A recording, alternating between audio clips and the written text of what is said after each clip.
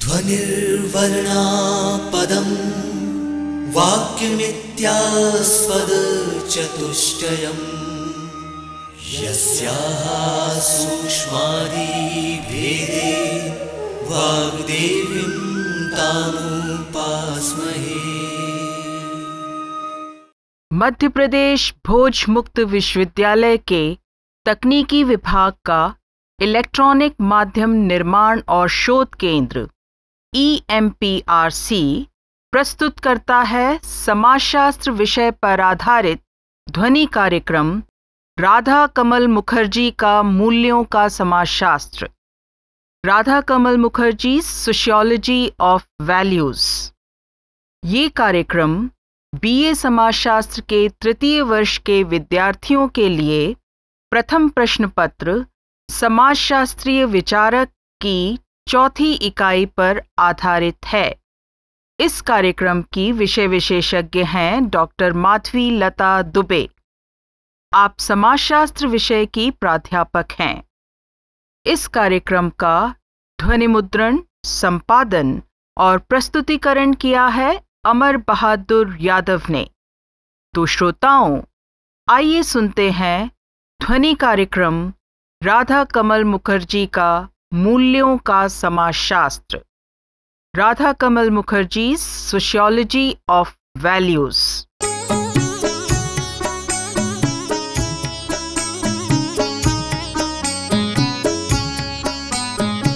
मध्य प्रदेश भोज मुक्त विश्वविद्यालय की BA प्रथम वर्ष समाजशास्त्र की कक्षा में आप सभी का स्वागत है। विद्यार्थियों, आज की इस कक्षा में हम BA तृतीय वर्ष समाजशास्त्र के प्रथम प्रश्न पत्र की चौथी इकाई से राधा कमल मुखर्जी के द्वारा प्रतिपादित मूल्यों के समाजशास्त्र के बारे में समझ विकसित करने का प्रयास करेंगे।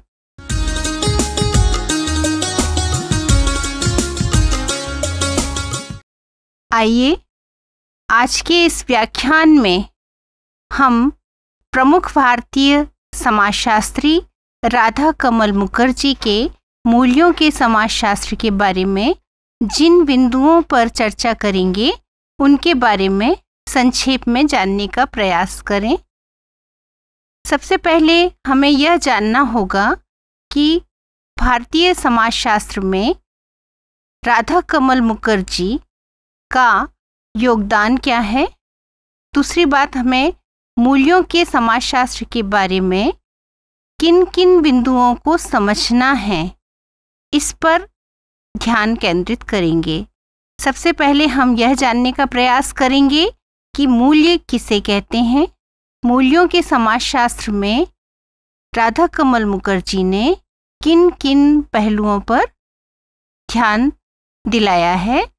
तो हम मूल्य क्या हैं, मूल्यों के जो प्रकार हैं वो क्या हैं, मूल्यों की विशेषताएं, मूल्यों के नियम, सोपान, समाज में इनका संस्तरण और मूल्य किस तरह से समाज को प्रभावित करते हैं, समाज में मूल्यों का क्या महत्व है, इत्यादि पक्षों पर क्रमशः चर्चा करेंगे।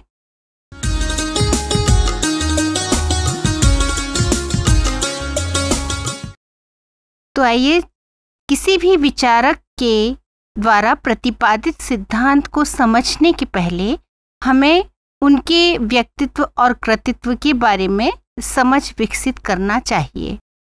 तो राधा कमल मुखर्जी जो प्रमुख भारतीय विद्वान हैं, इनके बारे में यह कहा जाता है कि इन्होंने पश्चिम और जो भारतीयता के संदर्भ में संयुक्त रूप से एक दृष्टि विकसित करके मूल्यों के बारे में अपना एक विशेष चिंतन प्रस्तुत किया और यही उनके अंतर्राष्ट्रीय स्तर पर ख्याति का कारण रहा। राधा कमल मुखर्जी, इनका जो समय है वो पश्चिम बंगाल के एक स्थान बरहमपुर जिले में 1889 में इनका जन्म हुआ था। चूंकि इनके पिता वकील थे और परिवार में एक बौद्धिक वातावरण था, तो बचपन से ही इन्हें बहुत सारा कुछ पढ़ने लिखने बौद्धिक प्रतिभा की विकसित करने की एक पृष्ठभूमि प्राप्त हुई और ये अपने जीवन में सतत उन चीज़ों से लगे रहे। इन्होंने कई सारी किताबें लिखी। अध्ययन, अध्यापन, लेखन, समाज कार्य इनके प्रमुख क्षेत्र रहे।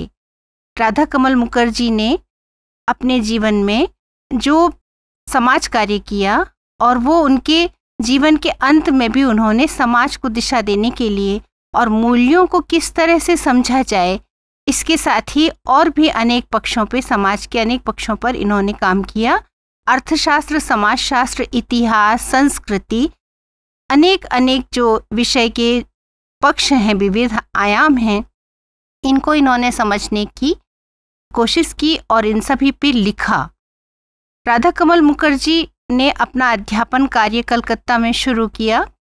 अपना जो पैतृक स्थान था, पहले तो उन्होंने वहीं अध्यापन किया, इसके बाद कलकत्ता विश्वविद्यालय और फिर ये लखनऊ विश्वविद्यालय में जब समाजशास्त्र विभाग बना तो अर्थशास्त्र और समाजशास्त्र के संयुक्त रूप से विभाग अध्यक्ष के रूप में इन्होंने काम किया।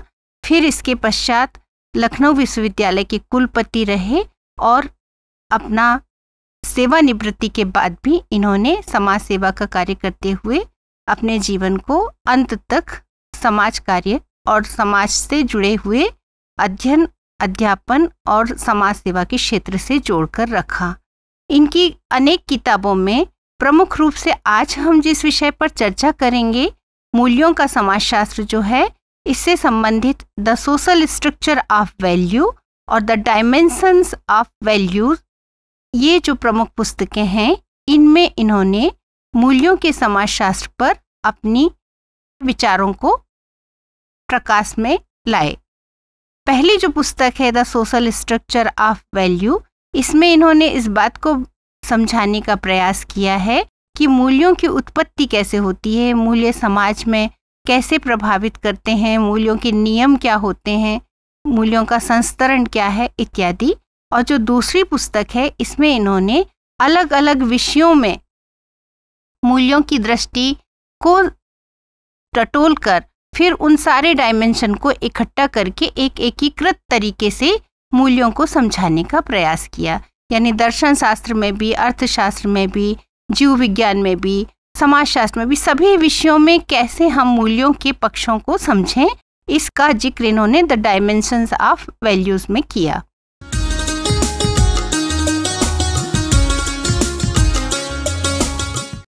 तो अब हम आगे बढ़ते हैं। राधा कमल मुखर्जी के बारे में संक्षेप में जानने के बाद अब हम बात करते हैं मूल्यों के समाजशास्त्र की। विद्यार्थियों, बीए प्रथम वर्ष में आपने अवधारणा परिचय के अंतर्गत मूल्यों का अर्थ जाना था।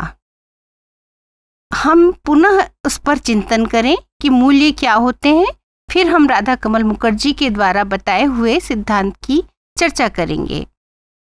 तो सबसे पहले आपने जब अवधारणा परिचय में मूल्यों को समझा था, तब आप भली भांति इस बात की समझ विकसित कर चुके थे कि मूल्य हमारे समाज के लक्ष्य होते हैं और जो समाज की रीति रिवाज, परंपराएं, प्रथाएं, नैतिकता, कानून इत्यादि जो चीज़ें हैं, आदर्श नियम का जो गुच्छा है, वंश है, वो उन मूल्यों को प्राप्त करने के साधन हैं। यानी हर एक समाज की संरचना में हमारे कुछ लक्ष्य होते हैं, उन लक्ष्यों को हम मूल्य के रूप में समझ सकते हैं।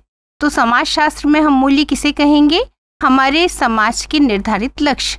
अब देखिए, आप जब एक दूसरे के साथ व्यवहार करते हैं, अपने सामाजिक संबंधों में, परिवार में, मित्र समूह में, या जहाँ भी आप बाहर समाज के अन्य संगठनों में जाते हैं, शिक्षण संस्थाओं में जब आप मिलते हैं, तो एक दूसरे के साथ व्यवहार करने के जो हमारे तरीके होते हैं, जो हमारी अभिवृत्ति होती है, उसके पीछे कुछ निर्देशक चीज़ें काम करती हैं। ये क्या है, इनके बारे में सोचिए आप। तो हमारे व्यवहार का जो तरीका है वो दरअसल मूल्यों से निर्धारित होता है। अब हर एक व्यक्ति उनको कैसे अलग अलग मूल्यों को आत्मसात करता है, इसके बारे में राधा कमल मुखर्जी ने बहुत व्यापक तरीके से समझाने का प्रयास किया है। तो मूल्यों का सामान्य अर्थ समझने के बाद अब हम यह जानें कि राधा कमल मुखर्जी मूल्यों को कैसे परिभाषित करते हैं। तो उनका कहना यह है कि मूल्य समाज द्वारा स्वीकृत इच्छाएं और लक्ष्य हैं, जिनका आंतरीकरण, अनुकूलन, सीखने या समाजीकरण की प्रक्रिया के दौरान होता है। देखिए, यह भी आप पूर्व में पढ़ चुके हैं कि समाजीकरण यानी समाज की सीख ग्रहण करने की प्रक्रिया। बालक के जन्म के पश्चात जैसे जैसे वह बढ़ता है, आगे उसकी उम्र बढ़ती है, वैसे वैसे वो क्रमशः समाज के बारे में, एक दूसरे से व्यवहार के नियमों को सीखना, समझना, विकसित कर देता है। तो राधा कमल मुखर्जी भी यही कहते हैं कि हम समाज में एक दूसरे के साथ कैसे व्यवहार करें, कैसे समाज के सक्रिय सदस्य बने, उन चीज़ों को हम समाजीकरण के दौरान सीख लेते हैं। तो समाजीकरण में यह निश्चित हो जाता है कि हमारे लक्ष्य क्या हैं। अब देखिए, हर एक समाज की संस्कृति अलग अलग है, इसलिए समाज के द्वारा निर्धारित लक्ष्य भी अलग अलग होते हैं। यानी जब हम भारतीय समाज के मूल्यों की बात करते हैं तो आपको अपनी संस्कृति में निर्धारित जो भी मूल्य हैं इनके बारे में एकदम समझ विकसित हो जाती है। इसी तरह से पश्चिमी देशों में, पश्चिमी समाजों के मूल्यों में कुछ अलग बात देखने को मिलती है। तो मूल्य समाज द्वारा स्वीकृत इच्छाएं और लक्ष्य हैं, जिनको कि हम समाजीकरण के द्वारा सीखते हैं और फिर वो हमारे व्यक्तित्व का हिस्सा बन जाती हैं। इस बात को राधा कमल मुखर्जी ने समझाने का प्रयास किया है परिभाषित अर्थ में।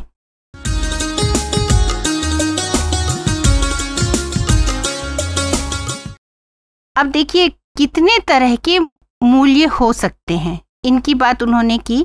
तो सामान्य रूप से मूल्यों के कई प्रकारों की अलग अलग विद्वान चर्चा करते हैं, लेकिन हम जहाँ तक राधा कमल मुखर्जी के विचारों को समझने का प्रयास कर रहे हैं तो उसमें उनका यह मानना है कि मोटे तौर पर दो तरह के मूल्य होते हैं, एक साध्य मूल्य और एक साधन मूल्य। अब ये साध्य मूल्य क्या है और साधन मूल्य क्या है, इन पर हम बहुत सूक्ष्म तरीके से समझे तो आपको बहुत अच्छे से चीज़ें याद होंगी। देखिए, साध्य मूल्य यानी वो मूल्य जिनका जीवन के विकास के साथ हम जिनको अपने अंदर, यानी हमारा जो व्यक्तित्व है अलग अलग बनता है। हर एक व्यक्ति का व्यक्तित्व अलग होता है कि नहीं, कैसे, क्यों होता है ऐसा? इसलिए क्योंकि उसने समाज के द्वारा सिखाए हुए नियमों में से कितनी चीज़ों को आत्मसात किया है। तो जो चीज़ें हमारे व्यक्तित्व के आंतरिक पक्ष से संबंधित हैं वो हमारे साध्य मूल्य हैं, यानी हम उसमें अपनी उन डिज़ायर को रखते हैं कि हमें कैसा बनना है, क्या करेंगे हम, हमारा व्यक्तित्व कैसा हो, ठीक है। और जो साधन मूल्य हैं उनमें क्या होता है कि वो सारी बाह्य क्रियाएं शामिल होती हैं जो हमारे साध्य मूल्य को प्राप्त करने में सहायक होती हैं।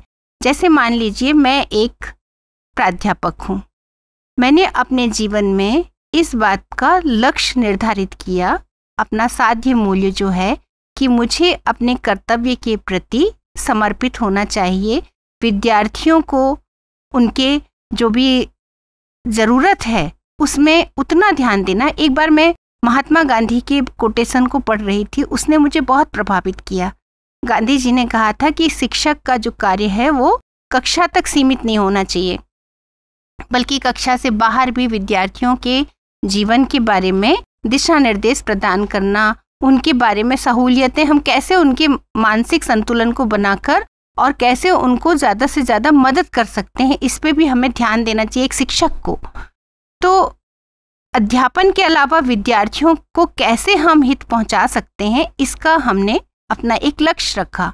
यदि हम इस लक्ष्य को सही ढंग से क्रियान्वित करेंगे तो हमारी क्रियाओं में क्या होगा, वो सारी चीज़ें साधन के रूप में शामिल होना चाहिए। यानी हम वो सारी प्रतिबद्धताएं जो हमारी ड्यूटी के साथ हमें करना है उनको भी निभाएं।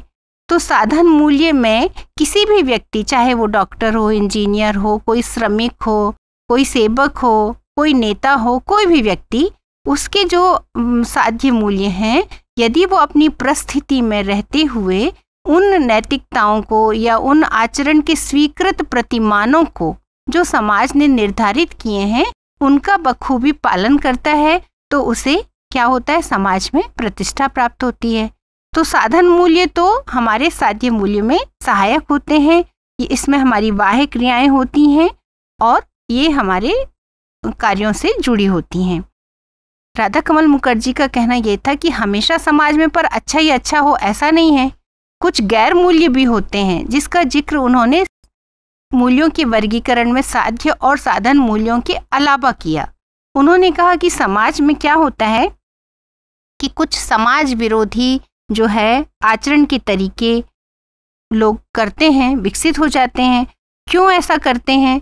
कई बार क्या होता है कि व्यक्तियों की सामान्य रूप से आवश्यकताएं पूरी नहीं हो पाती, वंचना की स्थिति में होते हैं, कभी शारीरिक रूप से अक्षम होते हैं या कोई लंबी बीमारी से ग्रस्त होते हैं, मानसिक रूप से अस्वस्थ होते हैं या किसी और तरह के संघर्ष के कारण बुरी बुरी बातें, उनके कार्य के तरीके, नकारात्मकताएं उन पर हावी हो जाती हैं। तो कुछ ऐसी बातें विकसित हो जाती हैं समाज में लोगों के द्वारा कि उससे समाज के अच्छे लक्ष्य समझ में नहीं आते। जैसे उदाहरण के लिए हम हमारी भारतीय संस्कृति में देखें तो निहत्थे शत्रु पे वार नहीं करना। युद्ध में हमको उसमें भी ये ध्यान रखना है कि हमें कैसे युद्ध करना है, इसके कुछ नियम हैं, ठीक है।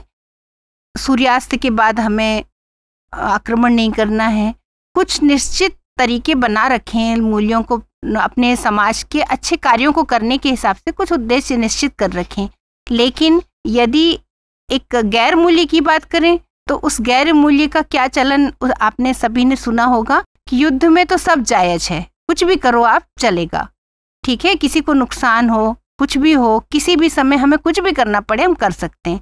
तो नकारात्मक बातें जब हावी होने लगती हैं तो उसको गैर मूल्य कहते हैं। जैसे हम एक तरफ स्त्री की पवित्रता की बात करते हैं, उसके प्रति सम्मान की बात करते हैं, फिर दूसरी तरफ हम कहें कि जो नारी है वो नरक का द्वार है, तो ये भी गलत है। तो गैर मूल्य मतलब समझ गए होंगे आप कि कैसे समाज में नकारात्मकताएं पैदा होती हैं और समाज में अच्छे आचरण को दबाने का प्रयास करती हैं।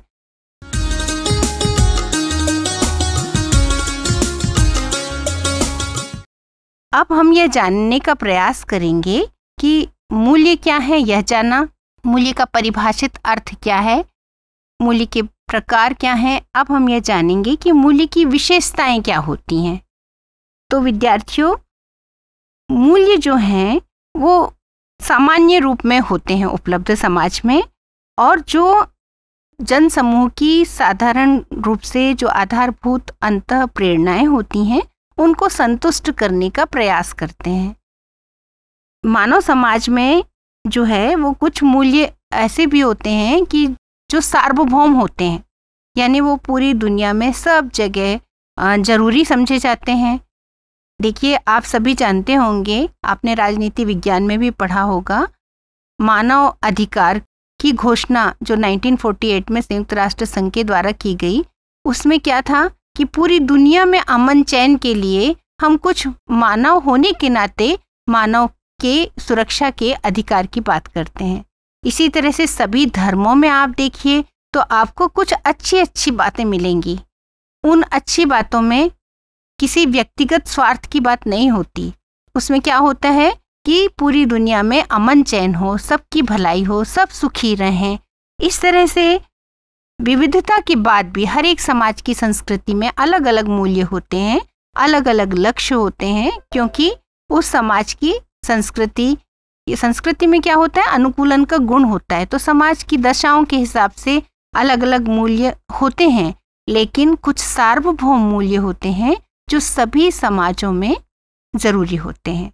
तो आपने यह जाना कि मूल्य क्या है। मूल्य सामान्य होते हैं। मूल्यों को हम जो है जनसमूह की आधारभूत अंतः प्रेरणाओं को संतुष्ट करने की दृष्टि से समझ सकते हैं, और मूल्यों में जो है हमारे मनोभाव, हमारी प्रतिक्रियाएं शामिल होती हैं। साथ ही अलग अलग समाज में संस्कृति के कारण अलग अलग मूल्य होते हैं, लेकिन कुछ मूल्य सार्वभौम होते हैं।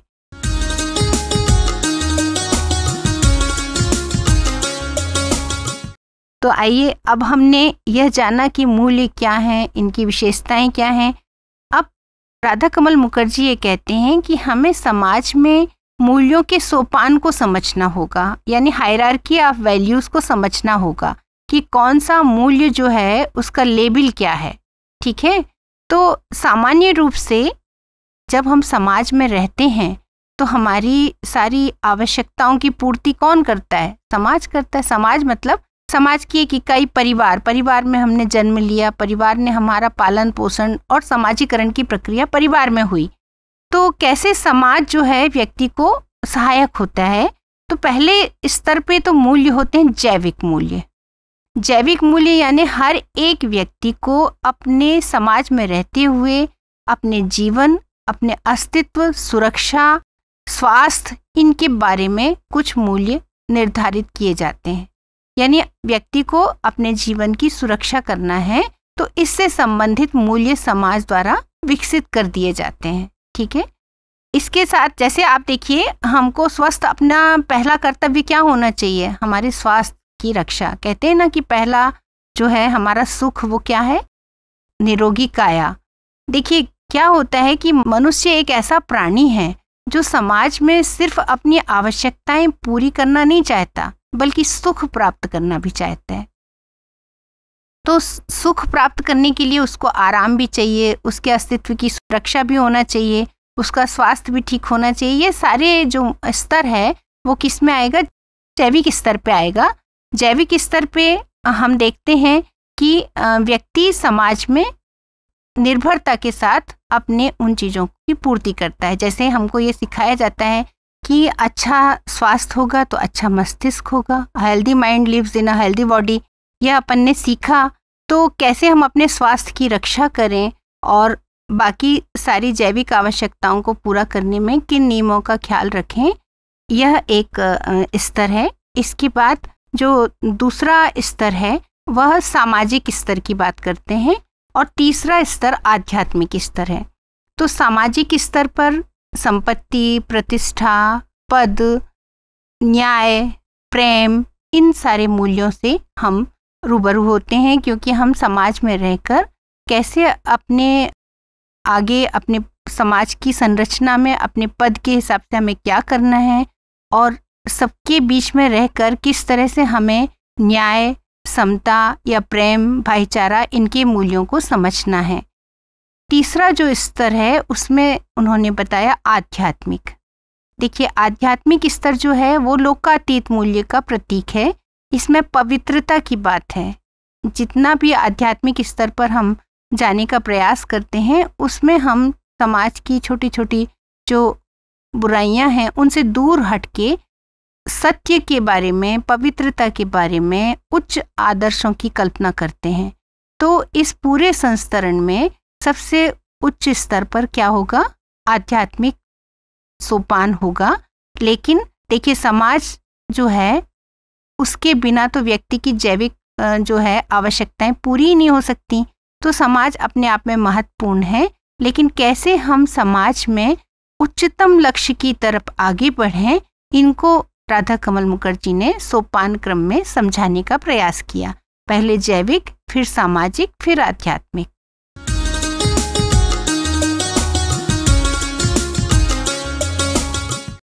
अब हम यह देखते हैं कि उन्होंने मूल्यों के किन नियमों की बात की, फिर हम मूल्यों के प्रारूप की बात करेंगे।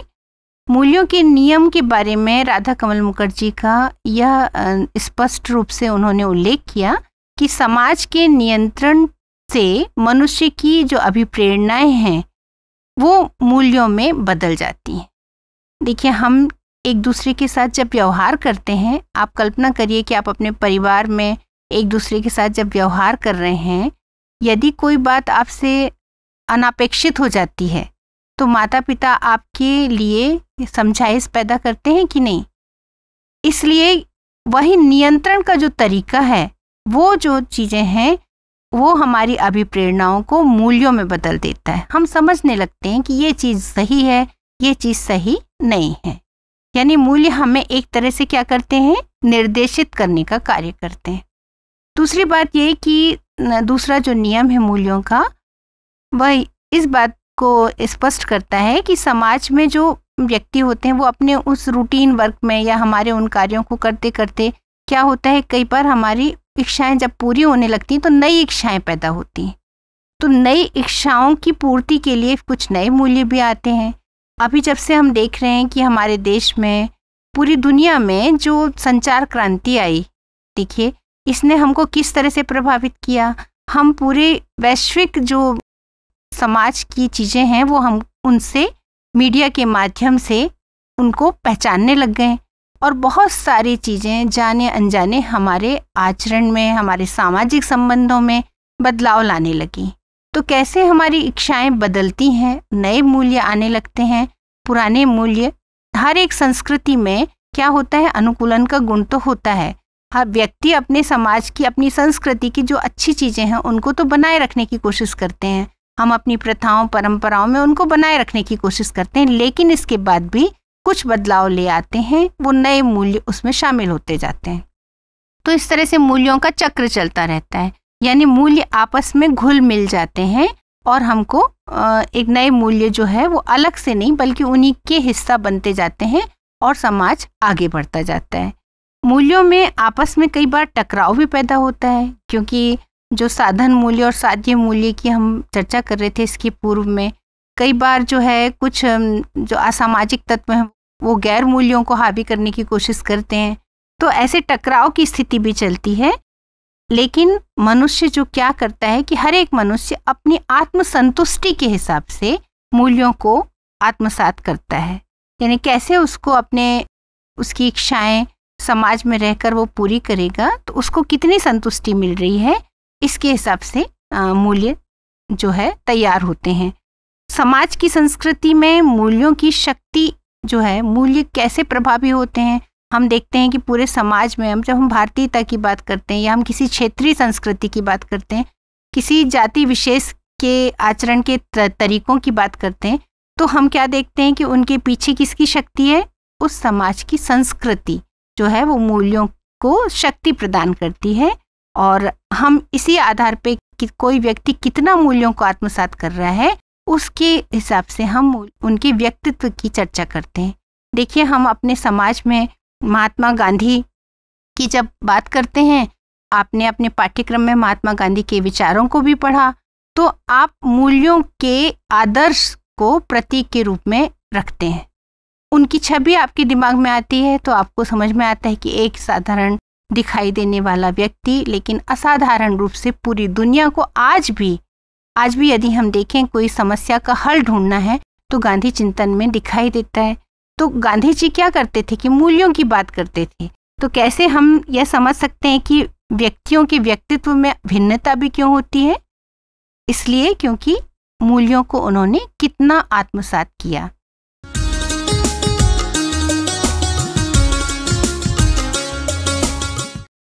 अब हम राधा कमल मुखर्जी के द्वारा बताए गए मूल्यों के जो प्रारूप हैं इसकी संक्षेप में चर्चा करेंगे, फिर हम मूल्यों के महत्व की बात करेंगे। राधा कमल मुखर्जी ने यह बतलाया कि सामाजिक संगठन में 4 प्रारूपों में मूल्यों की चर्चा की जा सकती है। पहला भीड़, दूसरा हित समूह, तीसरा समाज और चौथा सामूहिकता। देखिए, भीड़ आपने देखा होगा, भीड़ का कोई आधार नहीं होता, कोई विवेक नहीं होता उसमें। कुछ भी किसी ने एक ने देखा मारो मारो तो दूसरा भी पीछे से मारने लगेगा, यानी भीड़ का कोई मूल्य नहीं होता। लेकिन जो हित समूह होते हैं, हित समूह मतलब समझ रहे हैं आप, जैसे किसी कर्मचारियों का एक संगठन, जैसे विद्यार्थियों का एक संगठन, जैसे श्रमिकों का एक संगठन, व्यापारियों का संगठन, यानी अपने विशेष हितों के आधार पर तैयार एक समूह। तो ऐसे पृथक पृथक समूह समाज में होते हैं, उनके अपने मूल्य क्या होते हैं कि अपने समूह के हितों की रक्षा करना। और तीसरा जो है वो समाज तो व्यापक है, इसमें कई हित समूह होते हैं। समाज माने उसमें विस्तृत रूप से हम देख सकते हैं अनेक इच्छाएं, अनेक स्वार्थ, अनेक तरह की चीज़ें शामिल होती हैं। लेकिन चौथा जो प्रारूप है वो है सामूहिकता का। राधा कमल मुखर्जी का यह मानना था कि सामूहिकता सबसे अच्छा स्तर है, क्योंकि उसमें हम परानुभूति, समानता, भाईचारा, न्याय, ये सारे आदर्श को समाहित कर लेते हैं। क्यों? क्योंकि हम समूह के बारे में सोचते हैं, हम व्यक्ति के रूप में नहीं सोचते। उसमें व्यक्तिवादी विचार खत्म हो जाते हैं। सामूहिकता में हमको सार्वभौम सुख की कल्पना होती है। अगर हम अपनी भारतीय संस्कृति के आदर्श को देखें तो प्राचीन समय के जो हमारे साहित्य के स्रोत हैं, आगे आप इस पाठ्यक्रम की इकाई में जब इंडोलॉजी पर समझ विकसित करेंगे जीएस घुरिये के विचारों को, तब आप समझेंगे कि कैसे भारत की प्राचीन संस्कृति में कुछ विशेष आदर्श थे, विशेष मूल्य थे जो हमको सार्वभौम जो है अच्छाई की बात की ओर प्रेरित करते थे। सब मिल के रहें, सब एक साथ अपने बारे में व्यक्तिगत रूप से ना सोचें। और ये जो आदर्श था उसने सर्वे भवन्तु सुखिनः का जो है अवधारणा समाज के सामने रखी। और अभी भी हम देखते हैं तो हमारी राजनीतिक मूल्यों की जब हम बात करें तो सबका साथ सबका विकास, हम यही सोचते हैं कि सबके बारे में हमारा संविधान जो है उसमें भी समानता, न्याय, बंधुत्व की बात है। तो ये जो प्रारूप हैं इसमें सबसे ज़्यादा आदर्श किसको माना, सबसे अच्छा किसको माना? सामूहिकता को। तो 4 संगठन के प्रारूपों में भीड़ में कोई मूल्य नहीं, हित समूह में विशेष हितों की पूर्ति, समाज में अनेक तरह के हित समूह, अनेक तरह के समूह समाहित होते हैं, लेकिन सामूहिकता जो है वो उसमें सबसे अधिक हम देखते हैं कि मूल्यों का स्तर उच्च होता है।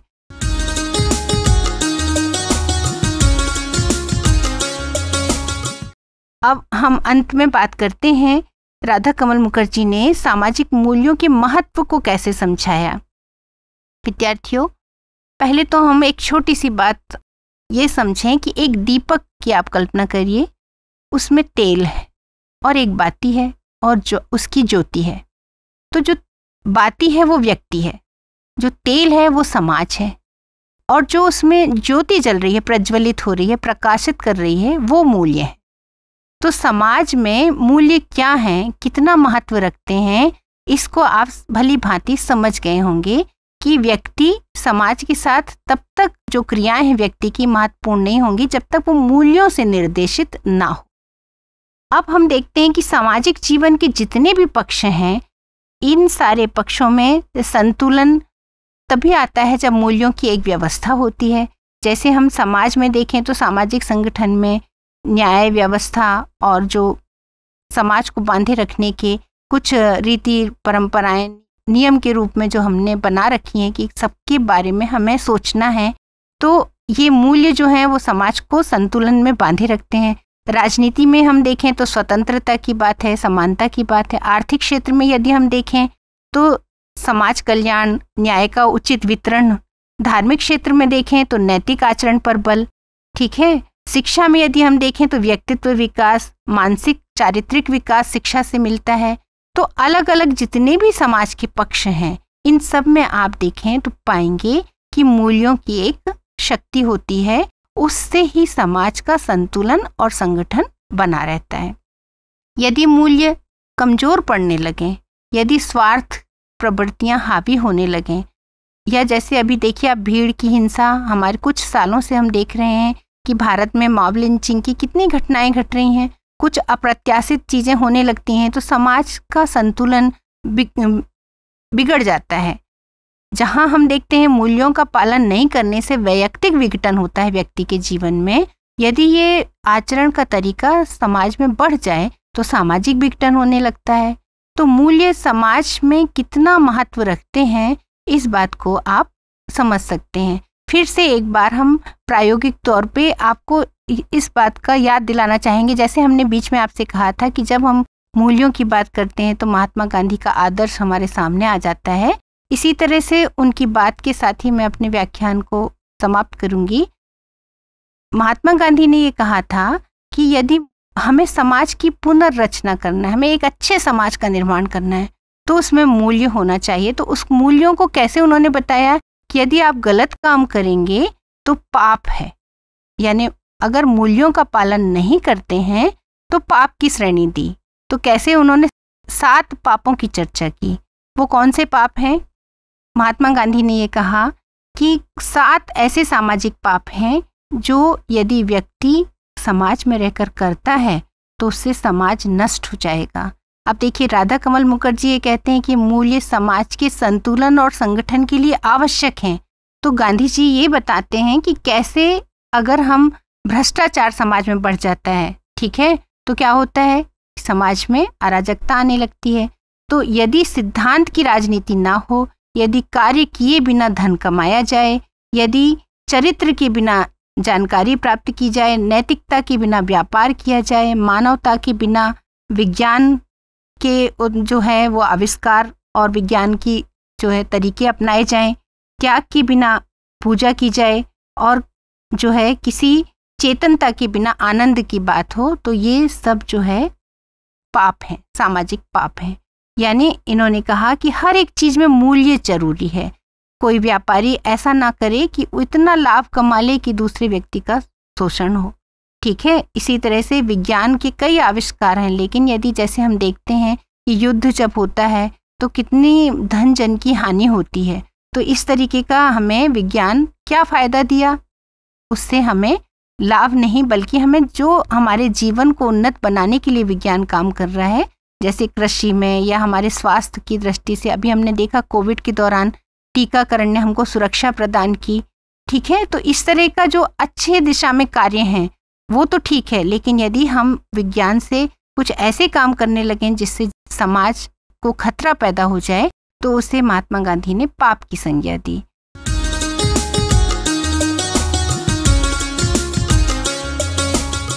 तो विद्यार्थियों, आप यह भली भांति समझ गए होंगे कि मूल्य समाज के वांछित लक्ष्य हैं। इनको हम समाज में समाजीकरण की प्रक्रिया के दौरान सीखते हैं। हर एक समाज की संस्कृति अलग होती है, इसलिए मूल्यों में कुछ अलग अलग दिखाई देता है, लेकिन कुछ सार्वभौम मूल्य होते हैं जो पूरी दुनिया में समाज को बनाए रखने के लिए जरूरी होते हैं। राधा कमल मुखर्जी ने the social structure of value और द डायमेंशन ऑफ वैल्यूज़ में इनकी चर्चा की। आप इन किताबों को खरीद कर पढ़ भी सकते हैं। ये राधा पब्लिकेशन दिल्ली से प्रकाशित हैं। कुछ हिंदी किताबें भी आप पढ़ सकते हैं, जैसे आप रविन्द्रनाथ मुखर्जी की विवेक प्रकाशन से प्रकाशित पुस्तक सामाजिक विचारधारा को देख सकते हैं, पढ़ सकते हैं। और इसके अलावा हरिकृष्ण रावत की रावत पब्लिकेशन से समाजशास्त्री विचारक सिद्धांतकार, इसमें राधा कमल मुखर्जी के विचारों को समझ सकते हैं। और भी कई किताबें हैं जिनको आप पढ़कर अपनी समझ को विकसित कर सकते हैं। तो आज के व्याख्यान में बस इतना ही। अगली कक्षा में हम पुनः मिलेंगे। धन्यवाद।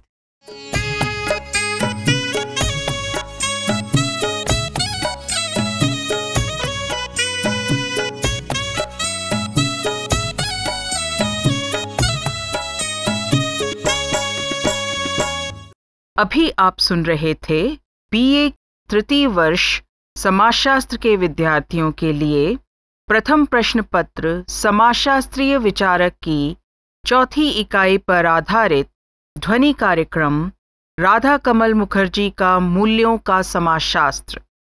राधा कमल मुखर्जी, सोशियोलॉजी ऑफ वैल्यूज। कार्यक्रम की विषय विशेषज्ञ और वार्ताकार थीं डॉक्टर माधवी लता दुबे। उद्घोषिका थीं डॉक्टर अनीता कौशल। कार्यक्रम समन्वयक थे तरुण सेन। इस कार्यक्रम का ध्वनि मुद्रण, संपादन और प्रस्तुतिकरण किया अमर बहादुर यादव ने।